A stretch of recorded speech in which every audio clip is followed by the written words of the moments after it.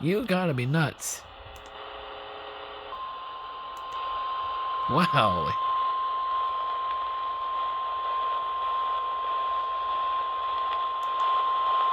The National Weather Service in Lake Charles has extended the flash flood warning for central Hardin County in southeastern Texas until 9:15 p.m. Central Standard Time.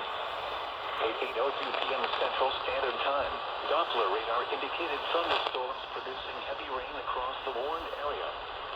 Between 2 and 5 inches of rain have fallen.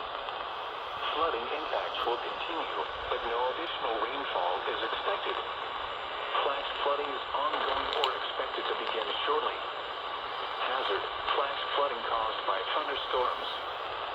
Source: radar. Impact: flash flooding of small creeks and streams, urban areas, highways, streets, and underpasses, as well as other poor drainage and low-lying areas. Some locations that will experience flash flooding include Coos, Sour Lake, Thicket, Honey Island, Village Mills, and Votaw. Turn around. Don't drown when encountering flooded roads. Most flood deaths occur in vehicles.